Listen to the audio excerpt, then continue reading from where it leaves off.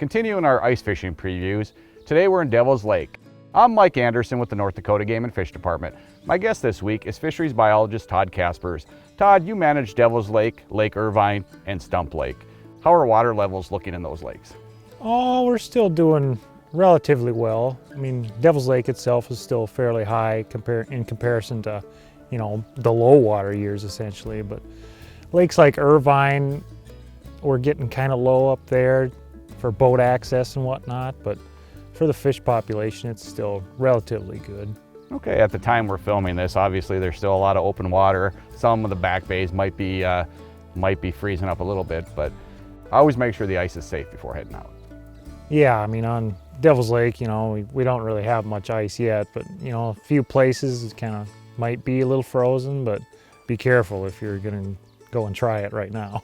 Okay, most anglers want to know, how are the fish populations doing? And let's start with walleyes. Oh, on Devil's Lake, they're doing, still pretty well. Numbers are around average, and, anglers will probably kind of notice there's less of those kind of 15 to 20 inch type size walleyes. That kind of goes back to the lower year classes we had from 2013 to 2015. So when there weren't as many of them to start with, there aren't as many of them years later when they're those nicer size fish. But, there'll probably be a lot of those kind of 12 to 15 inch size walleye, more or less, on Devils.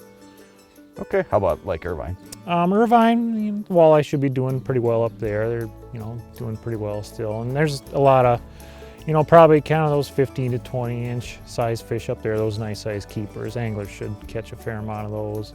Okay, and Stump Lake? And Stump Lake is another good population. They're doing pretty well in there. They're pretty much all the size classes that the anglers would be interested in out on Stump Lake are above average, so they should have pretty good luck this winter out there, I think. Okay, and let's move into pike populations.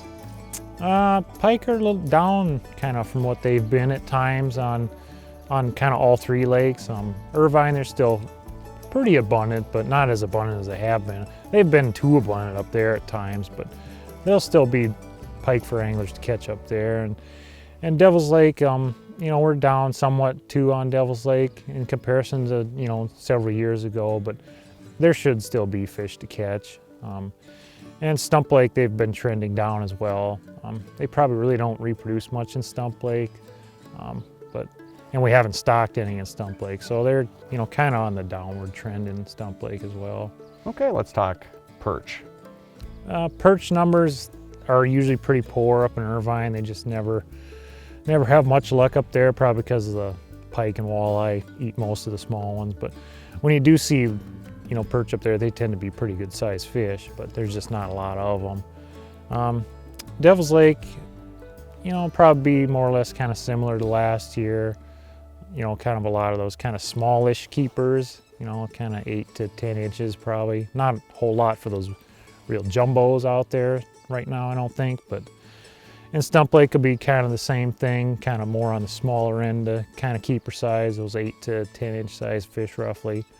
With a few, a smattering of those bigger fish out there probably still, but Stump Lake should be pretty good perch fishing out there, I think, this winter.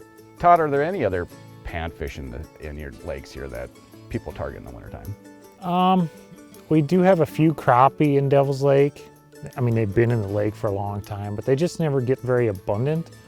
People do catch them on occasion though, and they tend to be pretty good size when they do run into them. Okay, and if you've never ice fished before, give me some tips on if you're going to target walleye or pike or perch. For walleye, they tend to bite better like early in the day and late in the day, like morning, evening type bite. So that's probably the best time to target walleye, but pike and perch tend to feed all day long, more or less. So, you can fish for them anytime really.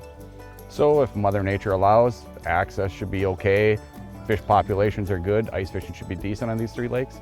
Yeah, I think the fishing success should be all right, provided that we have decent access. That's always kind of the X factor, just depends on what kind of ice conditions we get and how much snow we end up getting. So that's kind of impossible to predict ahead of time. A lot of great information, Todd, thank you. Thank you. Joining me now is Missouri River Systems Manager, Dave Frieda. Dave, we're at Lake Sakakawea. Lake Sakakawea typically is one of the last lakes to freeze in North Dakota. Let's talk water levels first. How are the water levels doing on Lake Sakakawea? This summer we didn't peak as high as we have the last few years. We're about at target level for going into the spring at 1837 is what we'd like to come into the spring. Overall, in the last year, we've seen a declining reservoir level. And it's kind of been reflected in the fishery somewhat in the upper end of the reservoir. We've seen a little slowing of fishing this summer, and part of that is due to a declining water levels. Dave, let's move into your fish populations. How are walleyes doing on Lake Sakakawea? Overall, walleyes are doing pretty good in the reservoir. We are down a little bit from what we were the last couple of years. We've seen, the last 2-3 years we had the highest walleye abundance and good size structure we've seen since the dam went in. This summer we did see a little moderation, especially in the mid to upper portion of the reservoir. We've seen some moderation, especially bigger fish, less. The lower end of the reservoir still looks really good.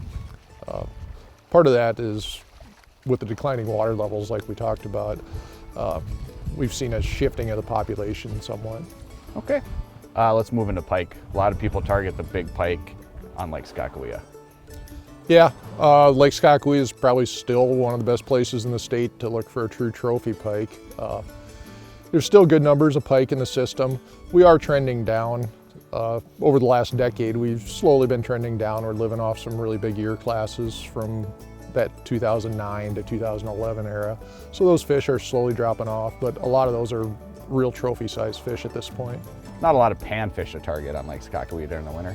No, there isn't. There is some crappies in the upper reservoir. Occasionally, ice anglers will get into them in places, but as far as being able to target them, no. Now, Trenton Lake, which is part of the Missouri River system, that does have a crappie fishery. It's an oxbow lake of the Missouri River. Okay, let's move into forage. How's forage looking on Lake Sakakawea? Smelt abundance is still extremely high. Very good smelt abundance. Okay, you also managed the tail race, Dave. How are things looking down there? It's kind of challenging right now, and it will be this winter. We're looking at extremely low releases throughout the winter. And it's a little challenging at times for anglers to get a boat in and out, especially early in the mornings when the flows are even lower. There's some fishing to be done. It's also more challenging getting around to some of the traditional spots downriver. But it's, with this nice winter, so far it's looking like it'll be an option to open water fish for quite a while. When does the big lake typically freeze over? Typically, the end of December to early January is kind of the time frame when the majority of freeze up occurs. Of course, that can vary tremendously from year to year, but ballpark, end of December, first part of January. Anywhere to go on Lake Sakakawea, where would you pick? The reservoir for ice fishing, the upper end is typically more consistent, earlier bite obviously because it freezes earlier, but it's more of a consistent bite.